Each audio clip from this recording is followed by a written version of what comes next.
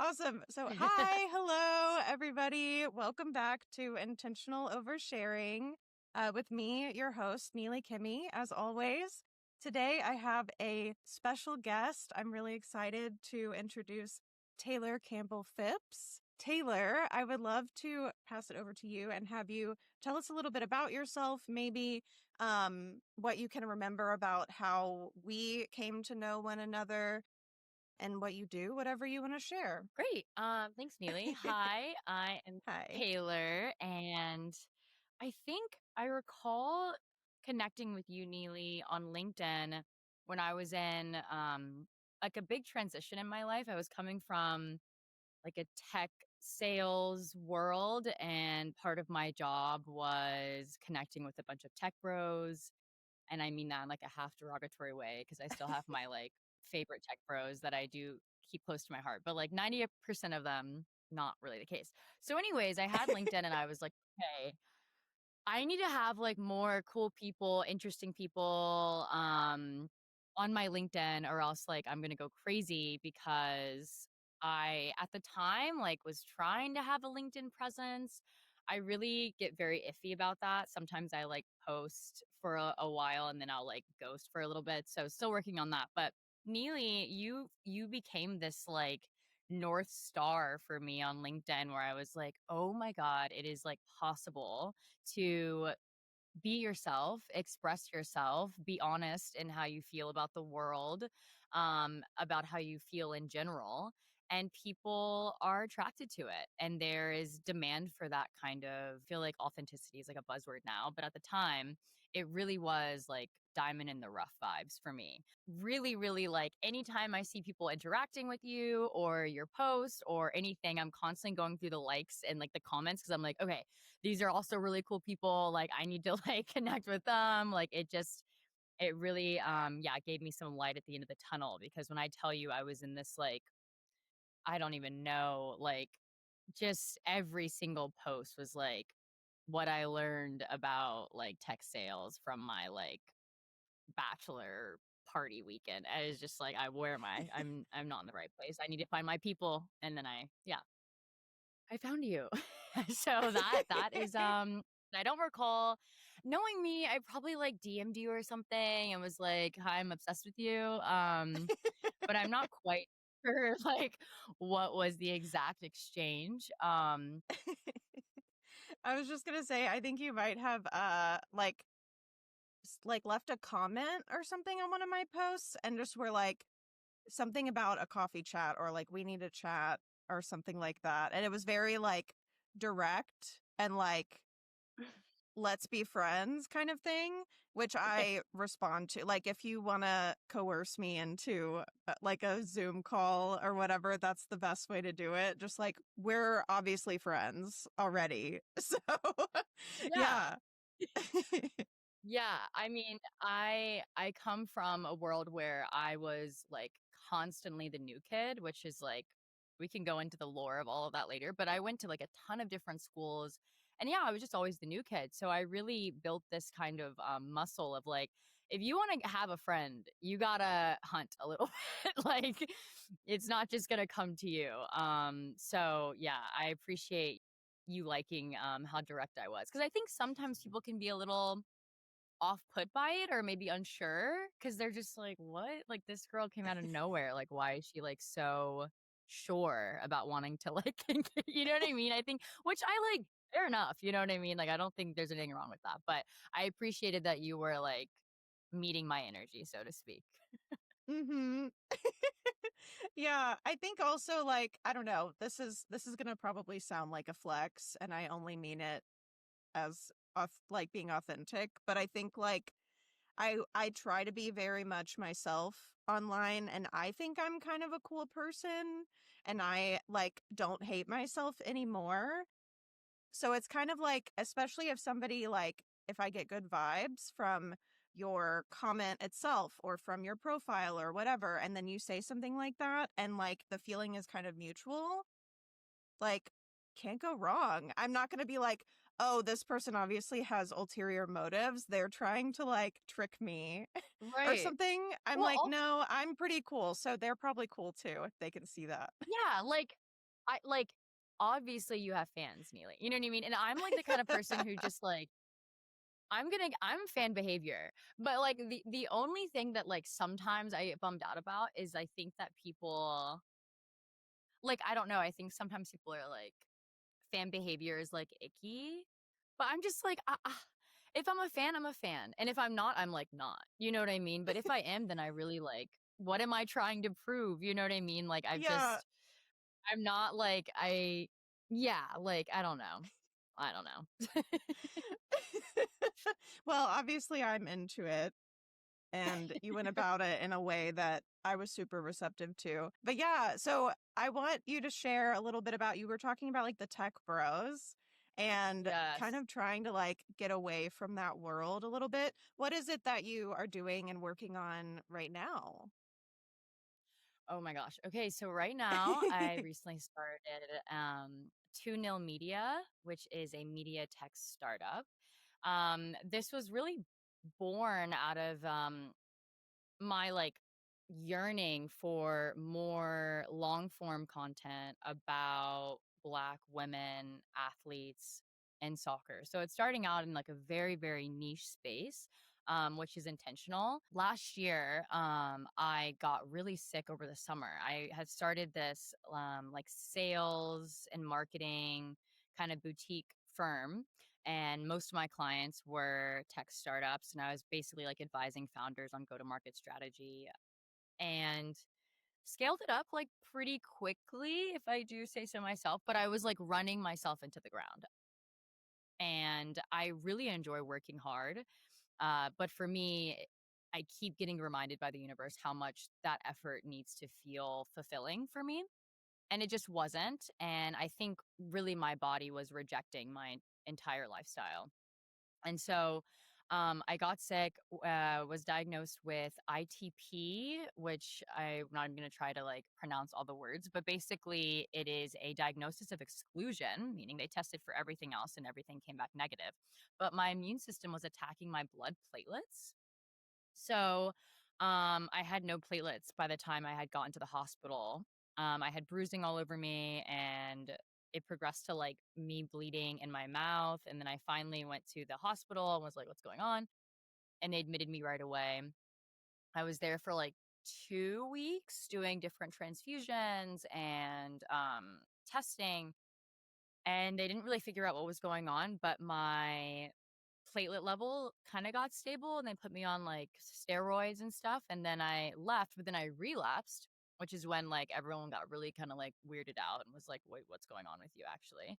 So when I came back, I was in the ICU for a while, and it was just, like, this whole thing, that felt extremely grounding, and I think for me, the silver lining that came out of that illness and that time was how in reality you are. Like, when you're sick, it's just really hard to live in a different reality. Like, there's just something so real about what's going on, and I really feel like the body informs the mind, you know? And so I was looking at my life, I'm, like, in the ICU, I'm on a laptop working, like, still, like, not getting it.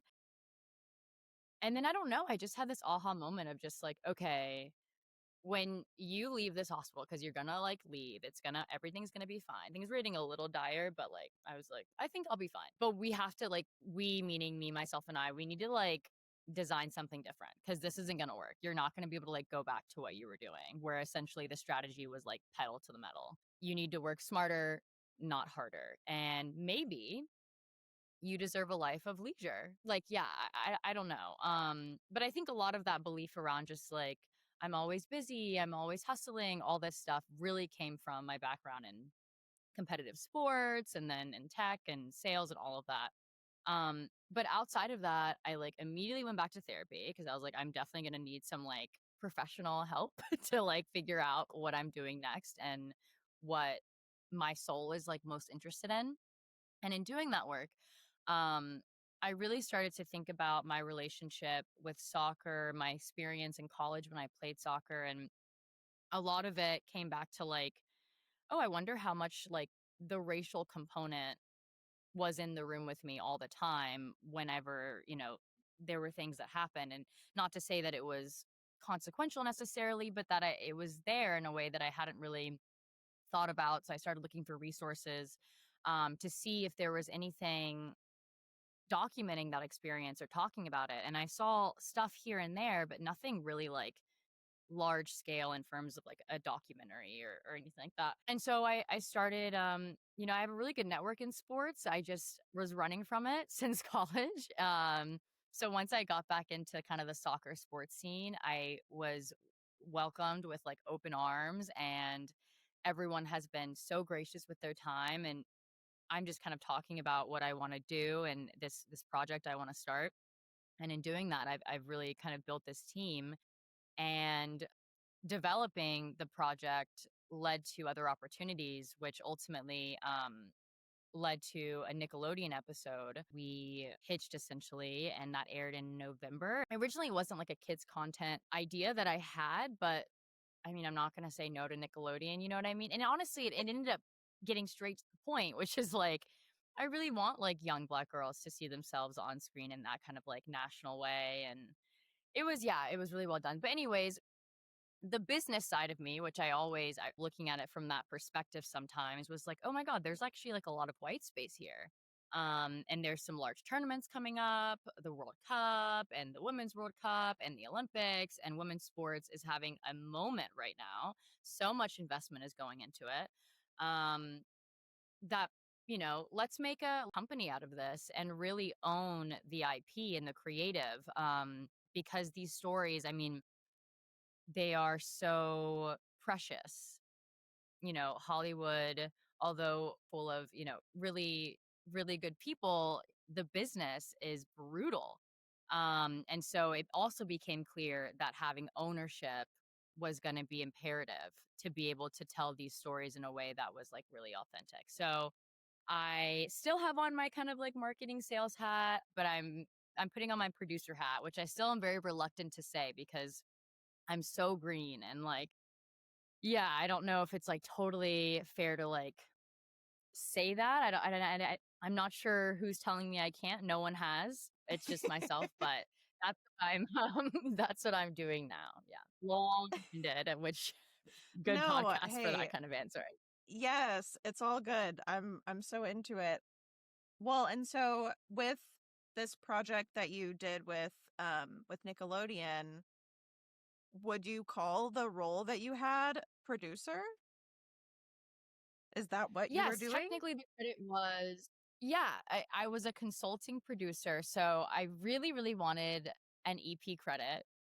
Um, but I was unable to get it because I didn't fight for it. And I didn't fight for it because Paramount and Skydance were about to merge. So we were actually, I think, the last project greenlit before that merger. We attached our showrunner, Tara, shout out Tara, the best showrunner ever, like a day before the merger happened. And so we were able to get kind of like grandfathered in post merger. But when legal came back and said like they weren't going to do the EP credit, they were going to do a consulting producer credit. I was bummed out, but I got decently compensated. And for me, it just felt like, listen, I was in such a state of like gratitude. Like for me, going from like I've just heard how gate kept this industry can be. And I think going from like in February, not knowing a single person in media, not knowing a single person in Hollywood, to November, a show is being aired with like my idea as kind of the catalyst for it. I mean, that felt so humbling that I was just like, you know what? I just need the platform. I need the proof of concept. I'm not going to go back and forth with legal. Who knows how long that'll take? Now, I don't recommend this at all. Moving forward, we have like a full corporation. I've got a lawyer on retainer. That's not happening again. But Mhm. it really felt like, yeah, let's just be a little bit agreeable on the front end, and then we can start being a little more hard knocks after this project. Yeah, I hear you. I mean, it's a tough world to navigate, and I was so impressed because like you and I met earlier this year. I don't remember what month, but Yeah. we met earlier this year, and then we were like, you were super busy over the summer. I think we both were. We both had a lot like going on. So we were wanting to do a podcast episode together, but you were like super, super slammed at the time, which is understandable.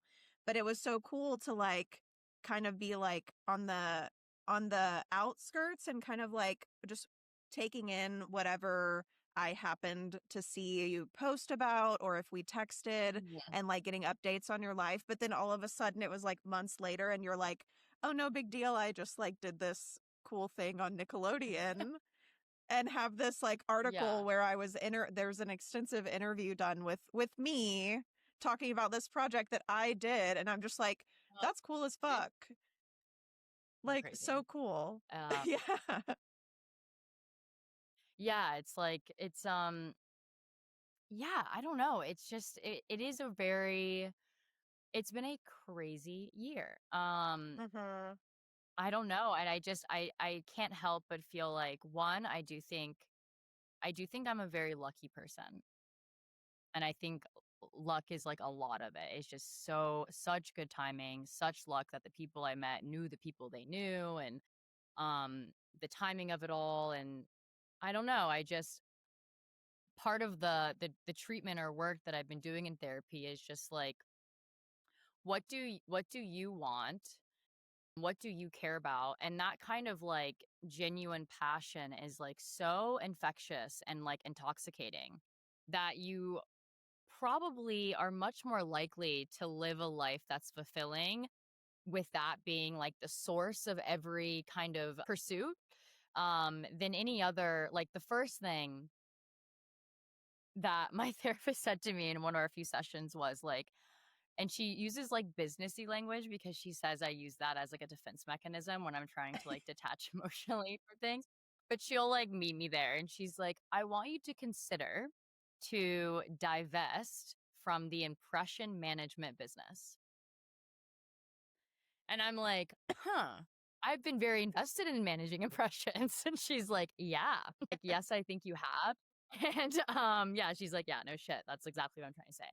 Um, and yeah, like it's exhausting. It's like for like, yeah, what like the gig is up, you know what I mean? Like be yourself. And I think that what I also learned is that it's a practice, like it's not something that you arrive at. It's like every day I have to be really thoughtful about divesting from impression management. But been like really, really difficult, I think, because there is a level of like faith that you have to have because this year was not all sunshine and rainbows by any means. Mhm. Like it was really grueling. And it's just so much of what I feel like I am being tasked with is just tolerating discomfort.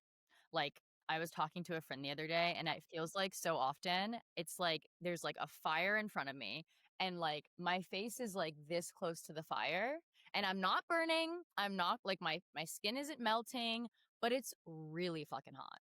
And, like, I'm like, "How much longer do I have to?" And it's like, "Oh, just another month or so." And I'm like, "Okay, for sure. You're not gonna die." Yeah. So, Yes. whatever. Oh man. Yeah, lots of really exciting stuff happening this year. Well, and I wanted, do you mind if I like, because you mentioned that a lot of this you're attributing to luck, and I'm curious if you'd be open to me sharing kind of maybe a different, like a reframe around the luck Totally. of it all. Yes. So, something that I've just like as a way to kind of address my own like self-talk, I guess, I've tried to reframe this idea of luck into thinking of it more as like feeling fortunate or having like good Mhm. fortune.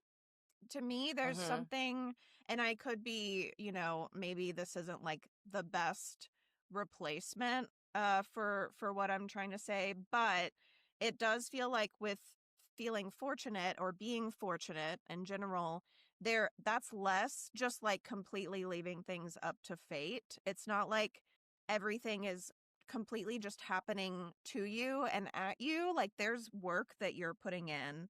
And also, like with this project with Nickelodeon and with all of the stuff that you've accomplished, you put in that work. It wasn't solely based on luck. There might have been elements of luck or fate that allowed the certain opportunities to occur. But if you hadn't had like your own personal experience of being a Black female athlete growing up, you probably wouldn't have Yeah. pursued what you pursued and been able to pitch it in a way that was resonant unless you had put in a bunch of your own work. And like knowing the right people is also part of work. And that's part of networking. And that's part of like finding the right circles to be in. And Yeah. so I don't know.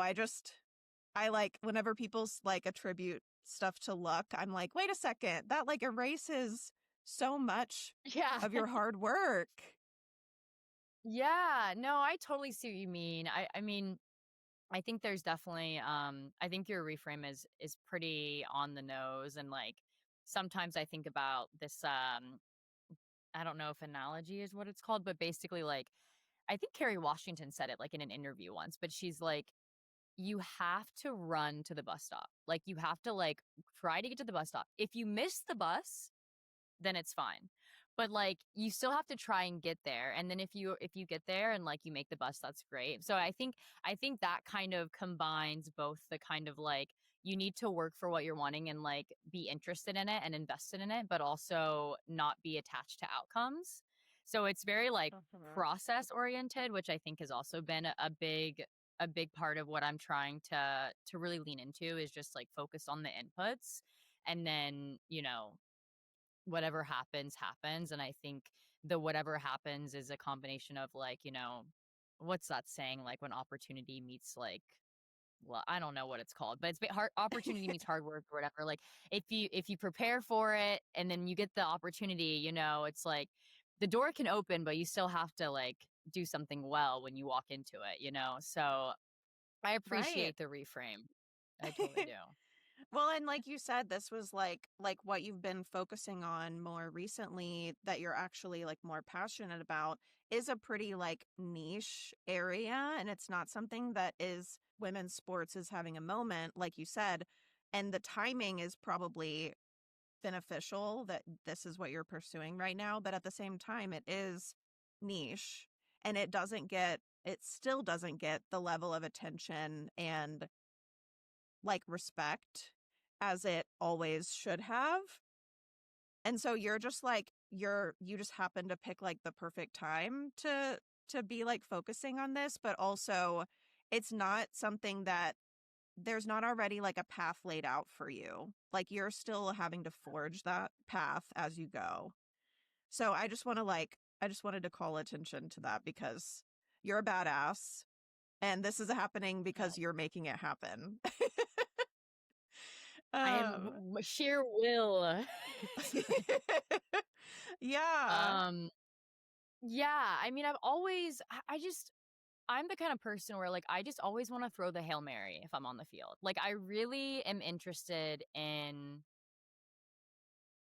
I don't know, like and I think that'll change as I get older and maybe I'm not sure, but I just that became the expectation is I think, like, go for it, and then if it doesn't work out, it doesn't go work out, but if the goal is kind of at least for me so much of and maybe this is also kind of coming back to the neurodivergence of it all is like to keep me like locked in and engaged and like really fixated and obsessed it kind of has to have that is this impossible like aspect to it growing up like I come from like a pretty competitive family and academics was always like you be the best and then as an athlete like I won a national championship my freshman year in college I mean I consistently look up the statistics of being able to do that, to play a sport that is so popular, and the odds of me winning a national championship are very, very slim. And then I think so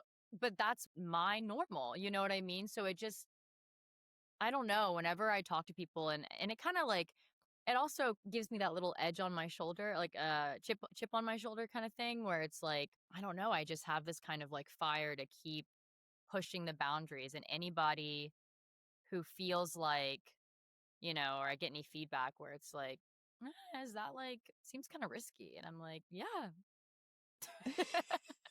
Yeah, I think it is Try and risky. stop me. You know? Yeah. Yeah. Yeah, it makes me think of have you heard of are you familiar with SMART goals? That like Yes. Is that like framework? a framework of goal setting? Yes. Yeah, it's like I could go through what it stands for, but that's not the point. Do it. Go But through it. so Go through it. there's well, okay, so the SMART goals, it's like each letter of the word smart stands for something. And a lot of times, SMART goals are used to, like in coaching, or they might be used in like therapeutic settings as well. But the reason I bring it up is because there's this other like competing framework that's called hard goals that might resonate with you a bit. So I heard about this. I'm going to shout out to Victoria Carrington Chavez. Hi, Victoria. Love you. She mentioned this to me, but it was something that Jessica McCabe, she's the chick who does How to ADHD. She did a Oh, video cool. on hard goals.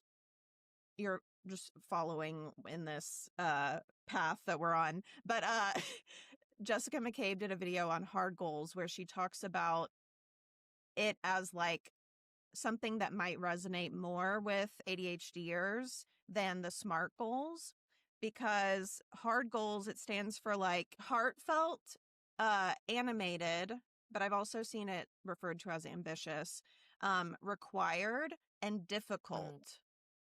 So the cool part about this is it's basically a different like the challenge of the goal and how ambitious and maybe unrealistic it is to reach Mhm. is part of it. So it's kind of like rather than being so focused with SMART goals, being so focused on it being realistic and on it being like small, attainable, like measurable, like all of that stuff. It's more so like, okay, I want my goal is to be the top, like the best of whatever field I'm pursuing.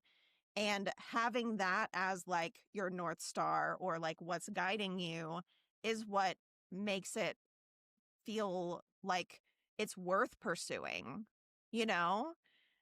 Totally. So I'll definitely like I'm like pointing to I might like put the video that I'm talking about from Jessica Yeah. McCabe in the video, but yeah, that's a framework that might resonate with you more than like your typical like your neurotypical goal setting. Yeah.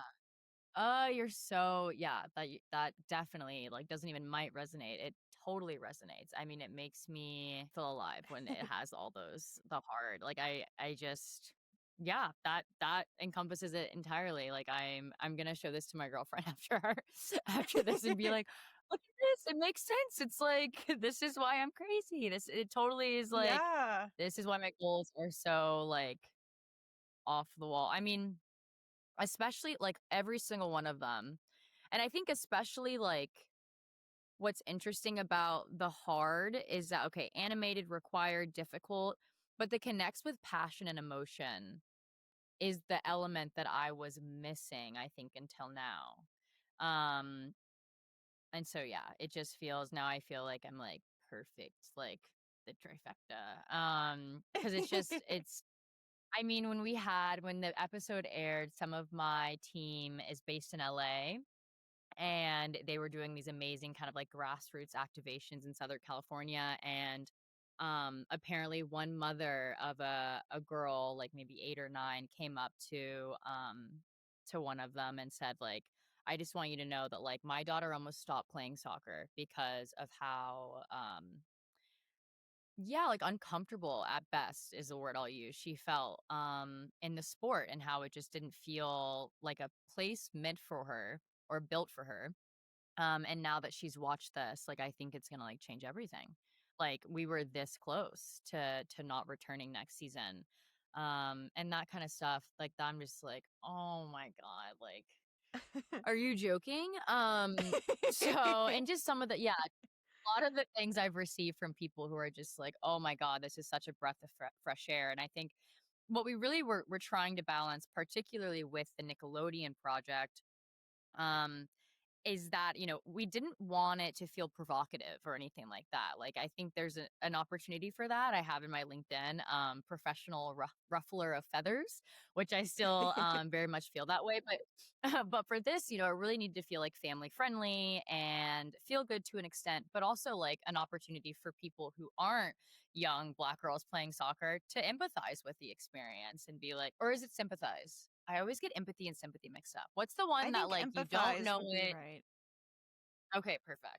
But just empathize and be like, Well, "Dang." yeah, I guess I don't know. Is it? You might have been right about sympathize. Like with empathize, it's like whenever you can relate to or see yourself in or like walk in their shoes kind of situation, which I I feel like because you were making it not about being provocative and not about disrupting the status quo, so to speak. It was more like, this is just normal people living their normal lives. It does make it easier for people to empathize because it's like they can see their own reality and the parallels between themselves, their own life, and someone who might not look like them.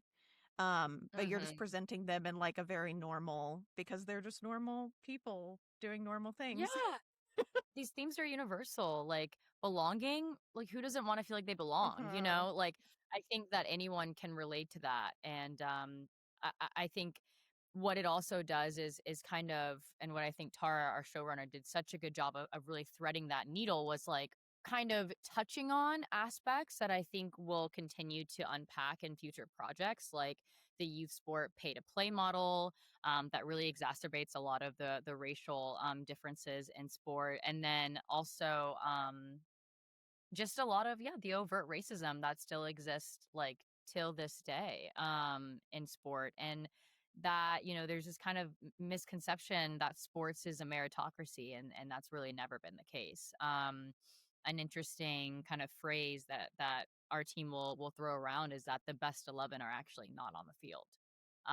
So it's interesting. It kind of starts it a little bit. And what we want to do from like, just from pitching to investors for future projects is really try to use Nickelodeon as a proof of concept that there's demand for this type of storytelling. Yes, So, absolutely. I love it. Well, so we were talking about exploring maybe like leadership from a different lens oh yeah. during this conversation, and I'm curious to know more about, because you had said something about neurotypical people are really kind of like caught off guard, or maybe like they don't really understand your like kind of leadership approach, and I'd love to hear just more about that. Um yeah.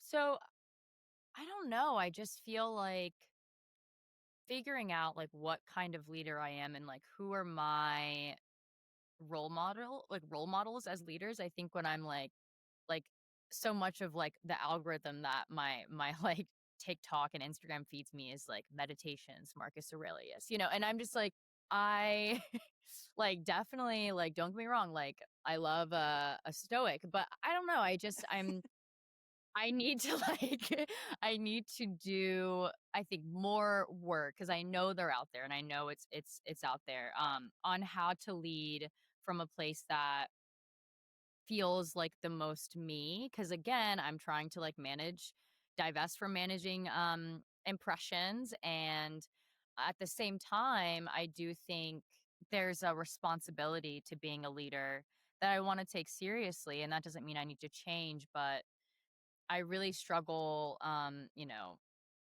balancing it out and knowing what model I'm supposed to be setting, because I do think in a lot of ways the way I operate doesn't really work for other people. So I don't necessarily want it to come off as like the way that I work is the way that like everyone should be working.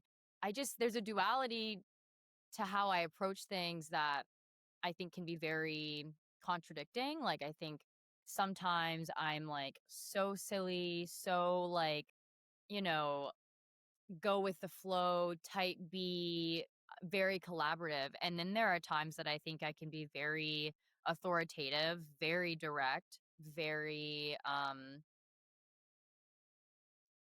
abrasive even. Like, I don't know, and I think that that can be like, "Whoa, who is that?" And it's like, "Sorry, this is also part of me." It's not always done. It's like, really sometimes I think sometimes I can kind of be an asshole. I don't know, and I just a part of me is like a little bit ashamed of that side of me because I don't know if I feel very comfortable in it. But then the other part of me is like, okay, I'm a woman trying to start a media company and I'm asking for significant capital. And at some point, I need to and be like, I'm the real fucking deal. I'm dead fucking serious. Like, let's go. The train is moving. If you want to get on it, get on it. If you don't want to, you know, there's the door.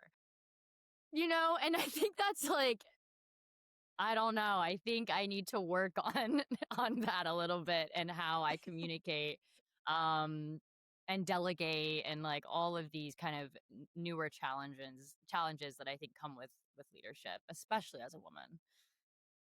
Yeah. I mean,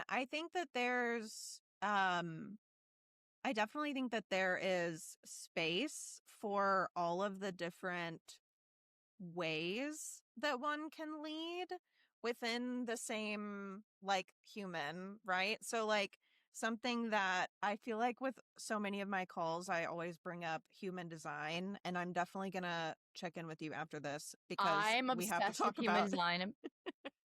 I'm I was going to talk about this when we were talking about astrology earlier. I'm a projector and Okay, oh my love it. god, I'm sorry. What's your um profile? I think it's on easy. It's like I don't mean to like Oh, sound easy like so annoying, breezy. but easy breezy genius. It's the 2-4. Okay, 2-4 Um projector. yeah, so it's like introverted hermit but also extroverted opportunist. Yeah. So See, well, take and it or leave that's it. right. And those are both like seemingly contradictory things, but they can exist within the same person. And so the reason I bring up human design is because my I guess like it's called incarnation cross in human design, but it's basically like what I was put on earth to do and what I excel most at. And one of the main like gifts that I excel in is being able to help people to like see the gray area of things, which is a really interesting thing to navigate considering I'm autistic. And so like absolute thinking and rigid thinking is like a common thing that I kind of struggle with. But at the same time, I naturally am able to model for people and show people like, oh, but you can be all of these different kind of extremes all in the same person. And there is gray area that we can kind of hang out in. And sometimes that is like more of the reality than any like absolutes. But yeah, just what you're talking about made me think of that. And it makes me wonder if like, if that's maybe one of your gifts as well as like the gate of extremes, I think is what it's Mm. called for me. But yeah, I just wanted to ramble a bit about human design. And of course, you're into it too. Yeah, it's actually I'm so into it. And I actually am frustrated. And if anyone related to Barnes and Noble is watching, every time I go, I'm always in their little like woo woo section, and I'm like, "There's no human design stuff here. Like, what the heck?" So every time I find something at like, it's usually like some like witch crystal store that I find like a good human design book, which I'm like, "Thank you." I'm obsessed, and the you have to tell me one your profile and two which like are you like manifesting generator all of that, but my like what's it called when my not approach but like how I'm supposed to like go about the world with projection or projector is wait Hmm. for the invitation, Yeah.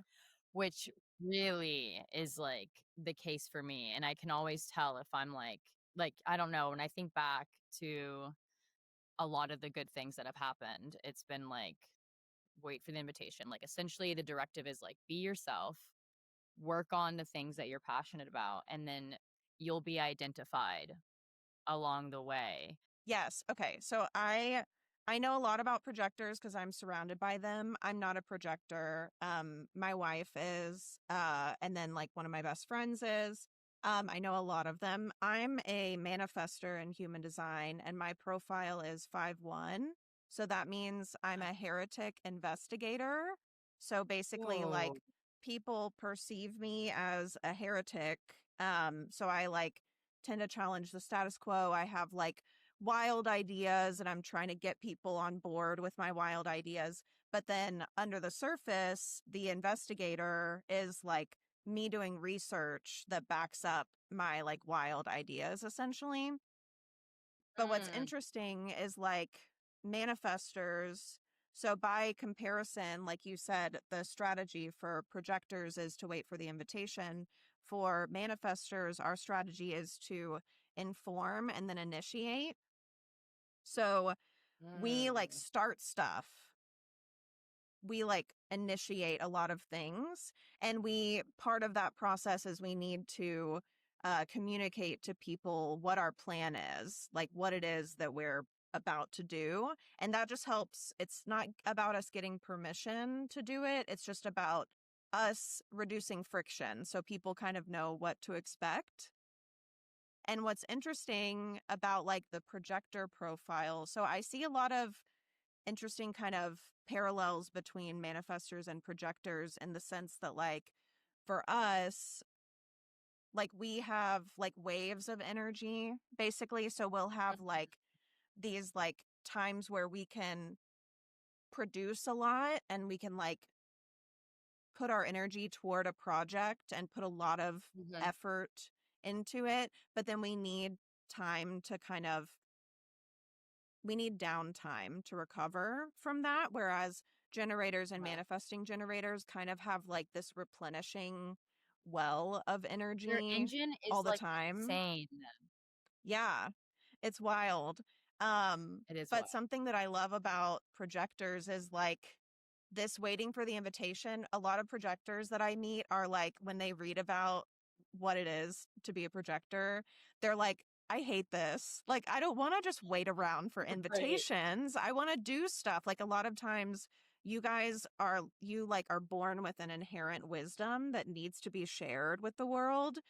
But the issue is that if you don't wait for some kind of an invitation, it doesn't have to be like literal, like somebody sends you an evite in the mail or something like that. It's like it can be like it's up for interpretation basically. But if you don't wait for that you don't wait for the door to be opened, then people can be like resistant toward you sharing your wisdom because they're like, I didn't ask for that. That's not what I was wanting in this moment. Or like, maybe I'm not ready to hear or listen to you. So if you wait till you get that invitation, then it's actually going to be received and people are going to be appreciative of your knowledge and wisdom. I'm going to, I It's could like talk it's the like whole yeah. time about human No. design. Yeah. Like, the amount of times I was just rattling off people who could give two shits about what I had to say, and then it's like, "Oh," I'm like, "Yeah, I probably should consider if the audience is even slightly receptive." Like, and, still something I think I'm working on, but totally, like, I felt completely read for filth when I, like, first read what projectors were supposed to do and their strategy and all that because I was just like, uh-huh, yeah. I definitely think I have been telling the right message to the wrong room a lot. So totally relate to that. I love that you brought up human design. I'm like, I'm such a fan of pseudoscience. It's ridiculous. Like I'm like, I think I found I love it. And it's always funny because I keep wanting to research more and more about it. Cause when I talk to people and they're like, so how did it start? And I'm like, it's like, well, it's like kind of like chakras, and then they kind of like loop in like astrology a little bit, and like they kind of like put in like I'm never good at articulating like the origins of it, but I'm like a big astrology girl. I wouldn't say I'm like actually big in terms of like like, I know enough to say I know it, but I feel actually as far as, like, complete resonance with human design, Same. totally. Yes, So same here. Like I was raised to be like a skeptic in so many different ways, like especially whenever it comes to religion and when it comes to like different aspects of spirituality. And I think like I appreciate that that was instilled in me, this skepticism, because it Mhm. can coexist and it's encouraged to coexist with Totally. things like human design. Like the point isn't that it's something you have to buy into fully and that you have to like totally it has to completely resonate with you or that you have to fully believe its origins or anything. It's it my kind of thought process is like the more I've leaned into this school of thought, the more Yeah. sense my life makes. And so I'm kind of just like, if you just take it at face value and you learn from it, it's going to probably benefit you. And it doesn't matter if it's like something that you like fully buy into, or like you don't have to like believe it like you would a religion or something like that. It doesn't have to be like that. It's literally Right. just already happening and there's already truth to it that people see all the time. So don't fight Yeah. it. Yeah. Um, don't fight it, and also, what's the worst that can happen? Like, Yeah. it's like, well, it's like, okay, maybe I'm just, like, confirmation bias, like, sure, but I'm like, okay, that's literally all over. Or, like, I'm a huge fan of, like, psychics, mediums, I believe in all of that kinda stuff, and people are like, "Ooh, it's just, like, predatory," and people are, like, weaponizing grief and da da da da, and I'm like, yeah, I think in any industry or like, I'm sure that there's elements of that. I don't think that's, like, a good enough argument for, like, it doesn't exist. Like, I think what you're saying is, like, I think there's an aspect of that, in every kind of, I don't know. I mean, especially organized religion. I mean, come on. I mean, that's what I always find, like, I'm like, no way coming from you. This is like, you know what I mean? I'm like, you don't see me coming for your gods. Like, I'm trying to, like, don't because I also was raised, so my mom was raised Catholic.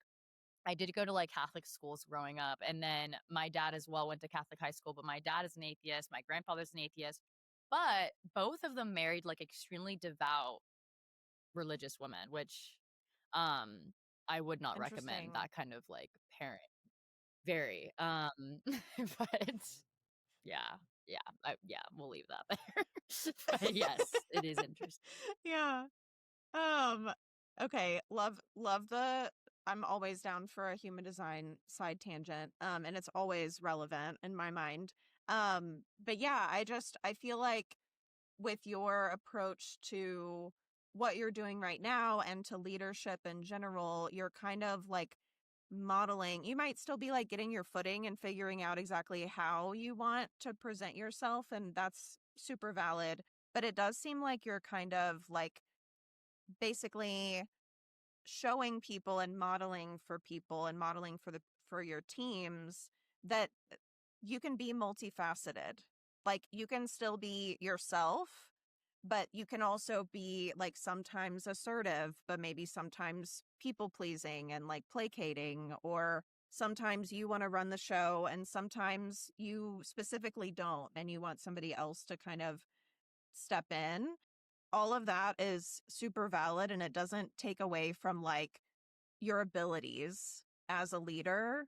And I just think that that's a cool like way to kind of view it, is like it's like you can be all of these things in the same human and still get stuff done and still meet your goals and all of that stuff. Yeah, no, I appreciate you saying that. I think that, I mean, it's who I am, so I think Yeah. I hope that it does feel like everyone that I work with is allowed to be, like, really complicated.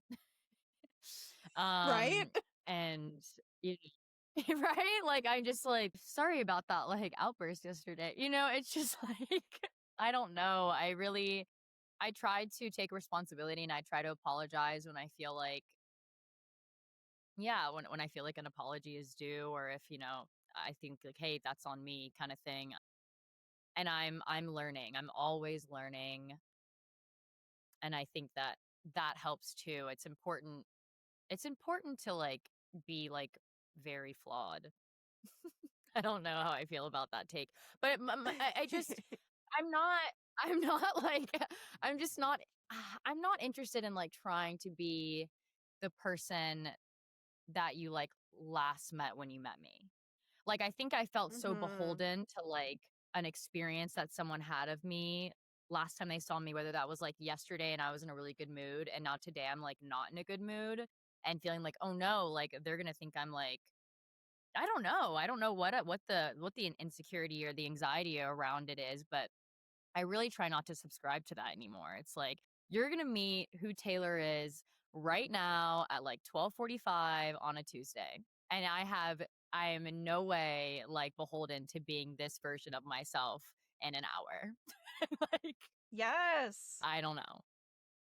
Yes. So, I'm so behind that, but that perspective, like, and I think that we're kind of, I hope that kind of as a society, we're like shifting, and this can also tie into human design, but I don't know enough about this aspect to like get deep into it. But like, there is a shift that is projected to happen in 2027, and society is mm, changing and making adjustments. And it's basically like the shift, I'll just say, is like, it's not like toward being more individualist, but it's more like leaning into our own uniqueness and our own individuality and what we can bring to the greater collective, basically. And so I bring right. all of that up just because I feel like there's this, you mentioned authenticity is kind of a buzzword. It has kind of become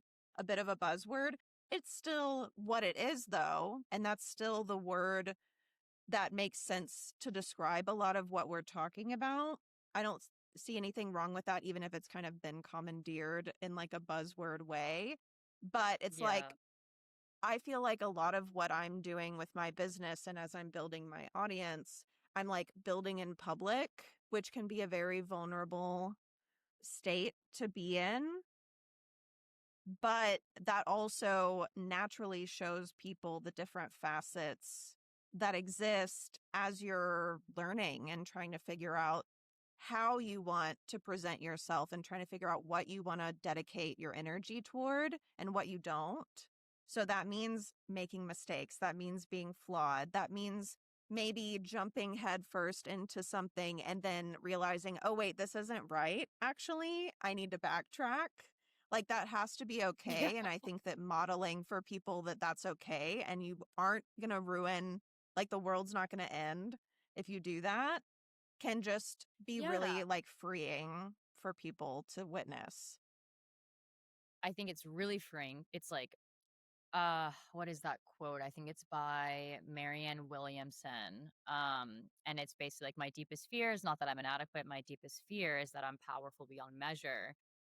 It is my light, not my darkness, that most frightens me. And it basically goes on to say that, like, as you let your own light shine, you unconsciously give others permission to do the same. And I feel like that's what I, like, try to really remind myself of, because again, it is a practice. Like, I really wish I could just, like, arrive at this space of feeling totally comfortable being vulnerable and, like, wearing my heart on my sleeve, like, and I think a big part of that is making sure you're surrounded by people who encourage that, behavior, because, like, even with Tunnel Media, like, we have a little Instagram page, and as I'm, like, getting ready to post the account, I, like, turn to my girlfriend Elise, and I'm like, "I'm pretty sure this is, like, the 6th business Instagram account I've started in, like, the past 2 years." And she's like, "Okay." And I'm like, "Okay." You know what I mean? But I'm just like, "Oh, is that, like, weird? Is that, like does that come off, like, flaky? Does that look like is that embarrassing that I'm just, like, starting these ventures?" You know what I mean? But it's just, like, I think in a lot of ways I am a bit of, like, a serial entrepreneur, and, like, I don't know, I really feel strongly about what I'm building now, and I feel very stable in what's being built right now, and so I can't let kind of the past experiences of things that I've started, kind of seep into this opportunity, you know? And when I think about a lot of people who have had successful companies or ideas or whatever you want to call it. I mean, if you peek under that hood, there's usually a lot of other starts that they had before that, you know? So, but yeah, I mean, my circle that I surround myself with, which is a small one. Like again, I am as an introvert, I'm a bit of a hermit sometimes, but they're just this is getting such quality. And I think a big part of my 20s was refining that group. Yeah. Yeah, it's so important, like, being selective about who's in your orbit because those people can really inform the decisions that you're making and choices that you choose. And also what you were saying about, ooh, hold on. My thought is disappearing as we It'll speak. come back. What was I going to say? Oh, just about like these starting multiple like business Instagram accounts, for example. Every single one of those, like no matter how far you got into it or if it was just a blip or whatever, all of that is just gathering data. Like that's more Mm, data to inform the decisions you're making now. It wasn't a waste of your time. It wasn't completely pointless. It was like you needed each of those things to like start and either fall through or not work out in some way for you to figure out how to get to where you currently are. And this might not be your final form either. yeah, I like to say I love what I do for a living. This is so I feel so privileged to do the work that I do and it's so fulfilling. I don't think this is my final form. I'm probably going to right. do other stuff, and that's okay. Yeah, I totally agree. I think so much of what I've been doing is Liz, my therapist. But Liz is like, yeah, you're experimenting, which is kind of what you're talking about Mhm. with like the different things that I've started before, and like I'm getting data and I'm refining that compass a little bit. And each time, like I don't know where I heard this. It's not about like messing up or like failing because that's like inevitable, but it's like how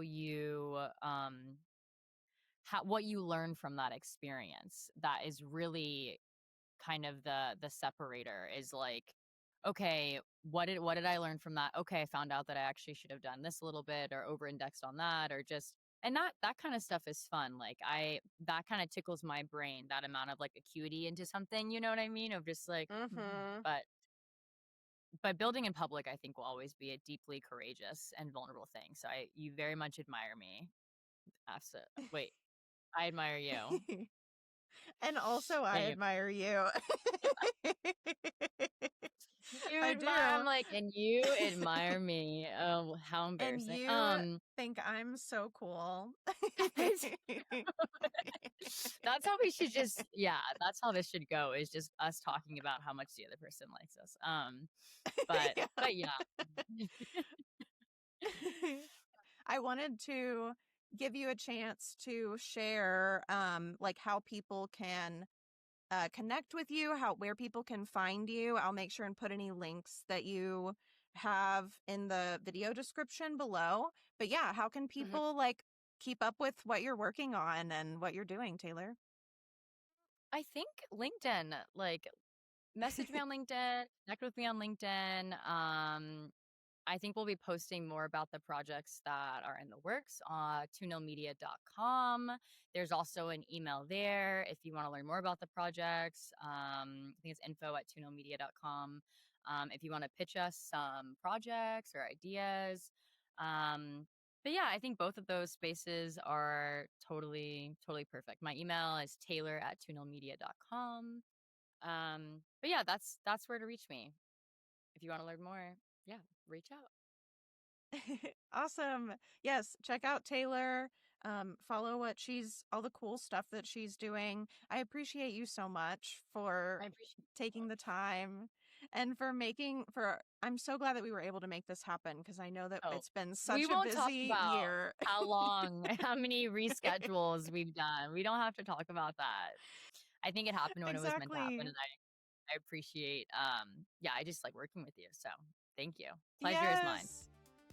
Yes. Yes. I love it. I'm so glad that you were able to speak with me today and that we were both feeling it. today and that the stars aligned to make it happen. But yeah, check out what Taylor's up to. Thank you so much for joining me Thank today. Bye, Taylor.